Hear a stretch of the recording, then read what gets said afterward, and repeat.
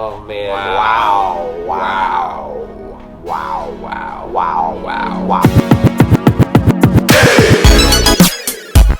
Hi, my name's Donut. My friends call me Donut. I don't respond to anything other than Donut. He doesn't have friends, so no one calls him Donut. Everyone I'm calls me Taylor, Donut. I'm your not friend when you're Methuselah. Thanks, Javin. I must have. Okay, Okay. this is Play-Doh, so we're gonna do a little bit of a Play-Doh battle today. Boom. The I'm Lord. scared. The Lord has blessed us with electrical tape. More Have you things. ever seen that Vine or that video of this little girl that farts? And she farts and then she's like, did you hear that? Oh my gosh, I'm scared. That wasn't me. Like she tries to like blame it on somebody else even though it was just her in the room. Is this you? No. Taylor does that every day in the It's kids' sort of office. Every day in the office. It's Sitting there working. no. Taylor, she's like, yeah, why did you fart? She's like, I'm like, no. stop it. You ever seen a dog pass gas and then look at their own butt and they're like, They're like scared. They're like, what was that? yeah.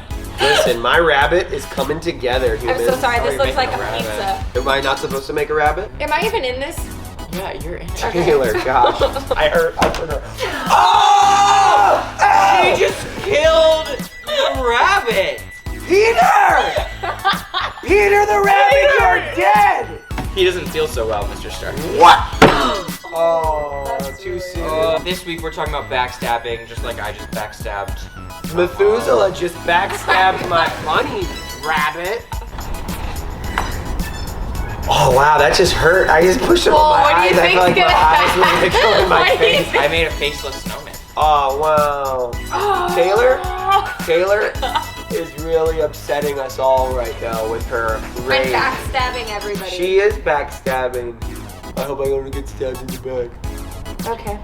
I'm gonna make a Play-Doh knife for stabbing. The first on Monday of this week, our Bible plan was to read Luke 22, 1-6, which talks about Judas and Ooh. Jesus. And we're supposed to journal about how we think Jesus felt knowing that this was going to happen. He already knew Judas was going to stab him in the back and reject him. Oh, the back. Well, Die, Javen. he kind of stabbed him in the front. Then we could Play-Doh. That was hard.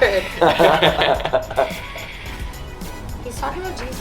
Yeah, so how do you think Jesus would have felt knowing that this was coming? Jesus did know that this was coming. That's what he said.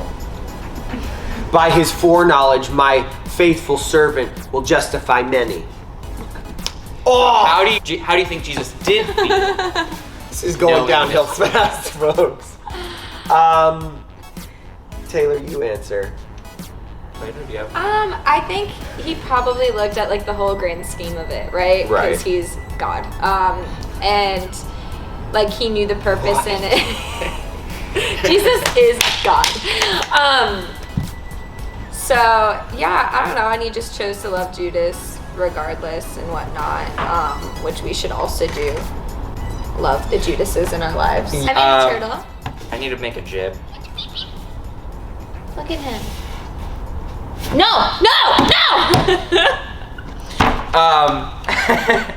Taylor, how did like you the feel Aladdin. backstabbed by? Did you just smash my? It looks like the sailboat? Aladdin. Looks like the Aladdin. What's your question? So sorry. How should you react when somebody stabs you in the back? Oof. As a woman who's like, I feel like girls just backstab each other all the time. Yeah, absolutely. It's like, yeah, you know, this girl's talking about you. That it's like girls are just so dramatic. With guys, they'll like backstab each other or like punch each other in the faces, and then the next day at school they're like, bro. Javen and I punch each other in the Bro! face like at least once a Like month. all the time. False. I work with them. Not a day goes by that we don't punch each other.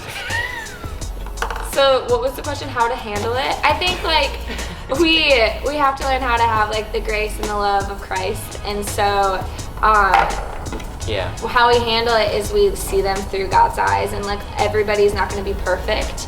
I like to try to look at the person again, like how God sees them.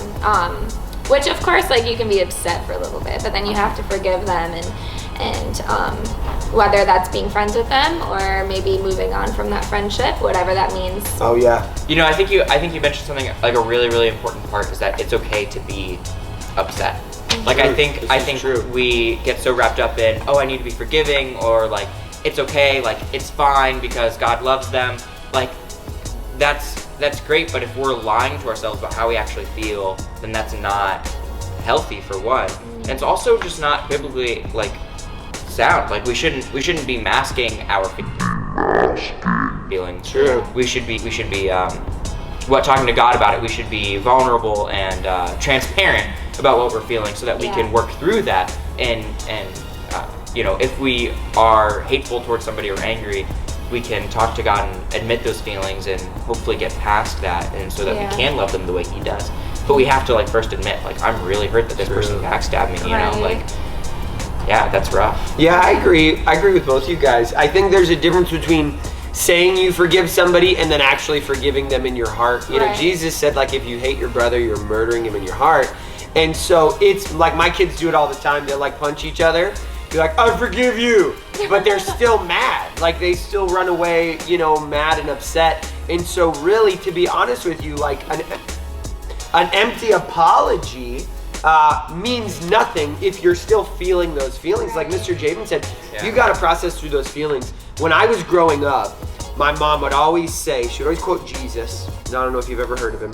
Jesus says, the merciful will be shown mercy, right? And so what that means is that if I show mercy, if I forgive somebody, I will be forgiven. And so now, as an old bald man, when I get betrayed or backstabbed, which does happen, even when you're a grown up, I try to consciously go, okay, I'm upset and I feel some type of way about this, but I'm gonna be forgiving.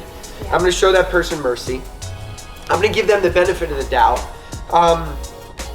And then I try to like let go of those feelings and those emotions. And I'll tell you this, young people, it gets easier as you get older. Like when you're young, your feelings get hurt and it like feels like your whole world's about to crash. The older you get, it does get a little bit easier to forgive people, but I think Jesus set the ultimate example. When He was crucified, He said, Father, forgive them, they know not what they do. That's a pretty good example while they were literally nailing Him to the cross. So... Oh, the camera just turned off. Yeah, the camera died. Wow, it was such We went a through good half the video. cut too, dang. I ate Play-Doh.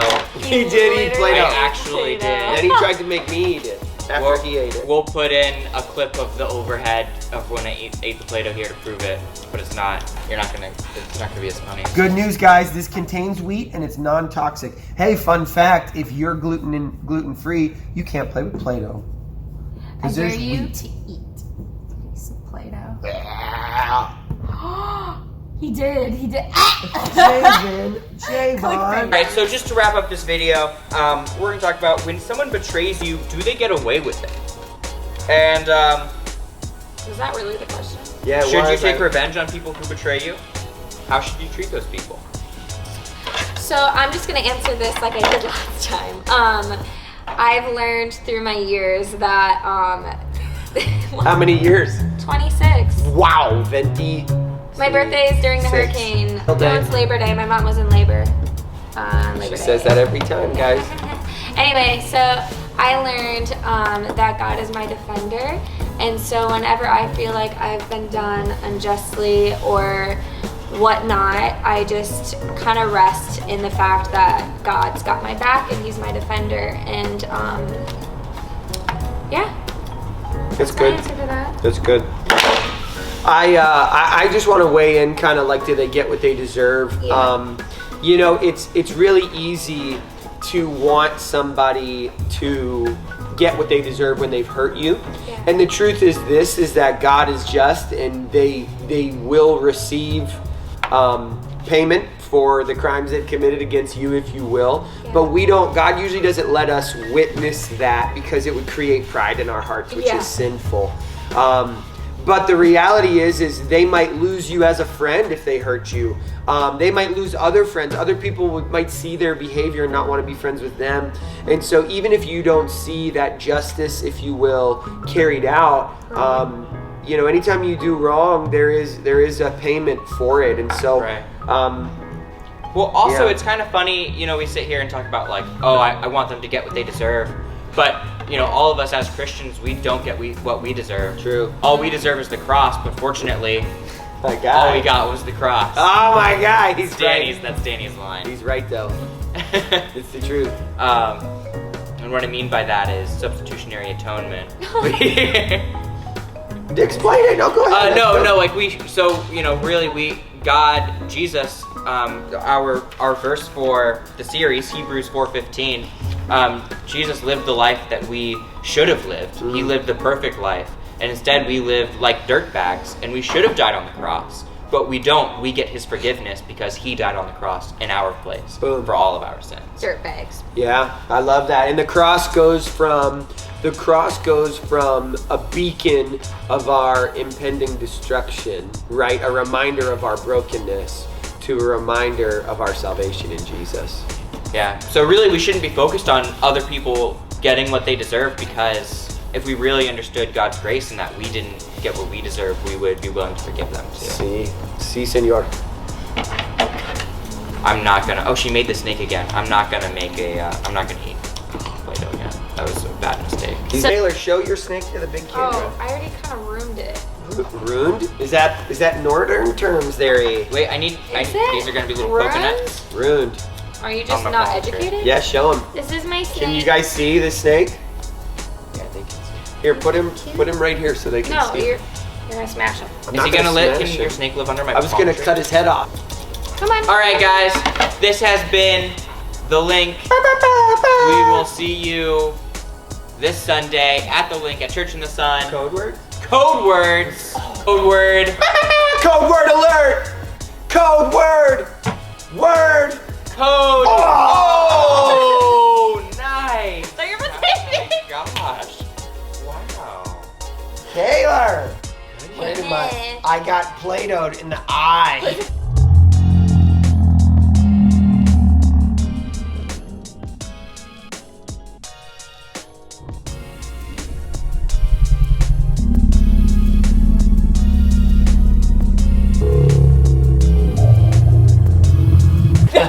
Right in my eyeball. I'm so sorry. You should be. It's okay. I'm not sorry. It's all right, guys. I don't know. All I saw was a pink snowball. I really hit you in the I know it did. It did. I tried to hit you with the ball. I tore my retina and my cornea Danny tore his retina. and my. I'm not crying. All right, guys. This is The Link. Code word Play-Doh. Code word Play-Doh in the eye. Play-Doh in the eye. Oh, I really hit you in the eye. He's actually tearing up. I'm sorry. It hurts. I'm not hit it in weak. the other It's eye. revenge. It's revenge from all the times you've hit me. See you guys Sunday. Bye. Come with the code word. First 5 get candy. First 5. I feel really bad.